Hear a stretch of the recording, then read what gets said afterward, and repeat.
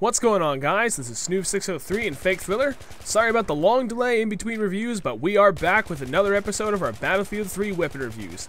Today, we're looking at the LSAT. This gun is available for the support class only, and to unlock it, you must complete the challenge from the Close Quarters DLC called Point Blank, in which you need to get 10 kills with C4 and 10 knife takedowns. A little bit of weapon info for you guys on the LSAT. The place of origin is the United States of America. The magazine capacity is 100 rounds, but can be extended to 200 rounds with the extended magazine attachment. The fire rate is 650 rounds per minute. The fire type is full auto. The reload time is 5.6 seconds, and the damage for the LSAT is 25 hit points of damage per bullet at 8 meters, and trails down to a minimum of 18.4 hit points of damage per bullet at 50 meters. From the moment I started using the LSAT, I knew that there was something very familiar about this gun. Everything about how it operated was very reminiscent of another gun that I had used, and then it hit me. The LSAT is nothing more than a very slightly different Type 88. It didn't come to this realization until I was done playing with it for the night, and I looked it up on Simthic. But stat for stat, this gun is almost an exact replica of the Type 88, and that explained why I really just didn't like this gun. What stood out most to me about this gun is its inability to put out a reasonable amount of suppression on my enemies. I found myself constantly getting outgunned by most sniper rifles and battle rifles, even though I had them completely under fire. I don't know exactly why this was happening, but it was unmistakable, and it really killed this gun's overall effectiveness. Its only redeeming qualities are two things. It's a faster than average reload time, and that the hipfire spread, while not great, is better than that of the Type 88, and just a bit better than average compared to the rest of the LMGs. That is a significant factor in how this gun performs, as it really adds to its overall versatility. At the end of the day, this shouldn't matter, but I also liked how some of the better unlocks, like the holographic sight and extended mags, were unlocked very quickly. My preferred attachments for the LSAT are the holographic sight, bipod, and extended mags. This setup allows me to be as versatile as possible, where I can bipod up and lock down an area, or use the non-zoom scope to engage in close quarter fights when moving from spot to spot. This is one of the few guns I actually don't mind using the 3.4x ACOG on for bigger maps, so that I can allow myself to engage from a farther distance.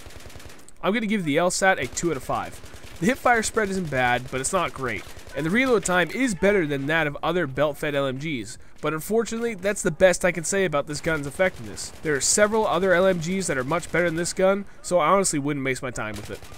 The LSAT fits into the same category of LMGs that hold the Type 88 and the M249.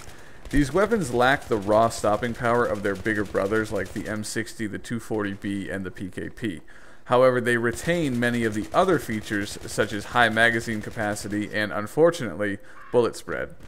I found the LSAT rather frustrating to use. I was often engaging enemies and having poor results. At range, the LSAT seems to be a hit marker machine, often landing upwards of 5 shots, yet resulting in nothing more than a wounded enemy making a quick escape. Up close, I found the bullet spread to be downright silly. I would often land 1 or 2 shots, then I would need to maintain full auto fire for a few more seconds before I would connect with a couple more, finally giving me the kill. The LSAT is a true support weapon in my eyes. You should play it from the mid to long range and plan on a lot of assists from your teammates. It feels like the LSAT missed the boat, getting the slow reload and bullet spread of its bigger brothers, but none of the stopping power. I'm giving the LSAT a 3 out of 5. It deals the same damage as an assault rifle, and there are a few situations where a more powerful LMG or a quick assault rifle wouldn't do the job better. Alright guys, that's going to wrap up yet another Shustybang Battlefield 3 weapon review. We hope you guys enjoyed it. Overall, the LSAT has earned a 2.5 out of 5 stars. And as always, we're interested to know what you guys think of this weapon, so leave us a comment and tell us what you would rate it and why. Also, if you could rate the video with either a like or a dislike, we'd appreciate it. And finally, if you're interested to see what we think of the other weapons in Battlefield 3, check out the description for a link that will take you to the entire playlist. Last but not least, we want to give a quick shout out to our friend Crafty Cockney Gaming, a really nice and funny commentator from Australia, for helping us out and supplying all of the LSAT footage for this review. You can find a link to his channel in the description below. Do us and him a favor and please take a moment to check him out. We'll catch you guys later.